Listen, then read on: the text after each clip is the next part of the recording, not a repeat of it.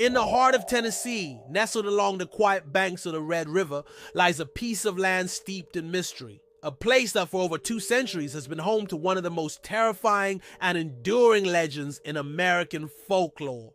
The Bell Witch of Adams, Tennessee. It's a story that has captured imaginations, instilled fear, and led many to wonder whether the supernatural truly walks among us. Our tale begins in the year 1817 when John Bell, a prosperous farmer, and his family moved to their new home, a sprawling property in the wilderness of Robertson County. For a while they lived peacefully, enjoying the fruits of their labor in the rural quiet. But soon, the land would reveal a dark secret lurking beneath that tranquil exterior, something that would shake John Bell and his family to their very core. The Bell Witch saga started innocently enough. At first, the family reported strange phenomena, knocking sounds on the walls, scratching noises that seemed to come from the wooden floorboards, and faint whispers that seemed to drift through the air with no discernible source. It was unsettling, but nothing to panic over yet. But as weeks turned into months, the activity grew more hostile, more deliberate. Objects levitated and flew across the room, seemingly of their own accord. Heavy stones were found on the floor, seemingly dropped out of thin air. Frightened animals ran away from the Bell property for no apparent reason. And the whispers? The whispers grew louder, morphing into clear words that revealed themselves to be taunts, insults, and threats. It wasn't long before the apparition began to physically torment the Bell children. Betsy Bell, the youngest daughter, became a focus of its rage. Invisible hands slapped her, pulled her hair, and pinched her skin, leaving behind red marks and bruises as evidence of the attacks. The spirit seemed to derive pleasure from tormenting her, laughing as Betsy cried out in pain and confusion. John Bell too felt the wrath of the entity. His health began to decline. His face twitched uncontrollably, his limbs weakened, and he was constantly overcome with an overwhelming sense of fatigue. The spirit, now openly communicating, frequently threatened him, vowing to take his life one day. Soon the Bell family's cursed plight became well known throughout Tennessee. Curiosity seekers, skeptics, and believers alike flocked to their property to witness the haunting firsthand. And the Bell Witch didn't disappoint. Legendary figures of the time, including Andrew Jackson, the future president of the United States, reportedly came to the Bell farm and left thoroughly convinced of the spirit-esque presence. Jackson's encounter with the Bell Witch became infamous. According to one account, he and his men set up camp on the farm property overnight. What transpired was something out of a nightmare. Their coach wheels locked inexplicably, rendering their wagon unmovable. The men were attacked, slapped, pinched, and harassed by invisible forces throughout the night.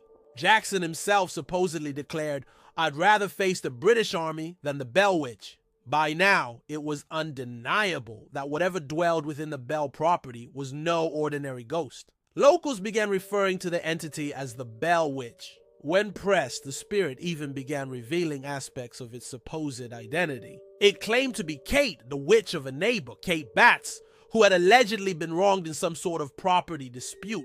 Others believed it to be a demon or poltergeist, conjured by unknown means. But whatever it was, Kate, or the Bell Witch, had a clear mission: to torment and destroy John Bell.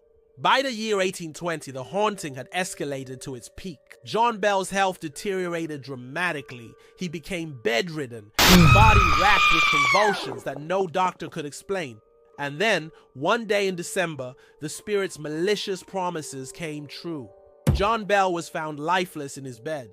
Beside him sat a mysterious vial containing an unknown black liquid. The Bell Witch, gloating in victory, allegedly announced, "I gave him the poison." His death was officially declared the result of supernatural forces, and the witch's haunting grip on the Bell family seemed to loosen. But it wasn't over entirely. Even after John's death, the witch lingered, making sporadic appearances to taunt Betsy Bell and other members of the community. At one point, Betsy broke off her engagement to a local man, Joshua Gardner, after relentless harassment from the entity. The Bell Witch's influence haunted the family far beyond John's passing. Then, as mysteriously as it had begun, the spirit eventually quieted. The Bell family reported hearing less and less activity until finally the witch seemed to vanish. But before departing, the ghost left behind a chilling promise.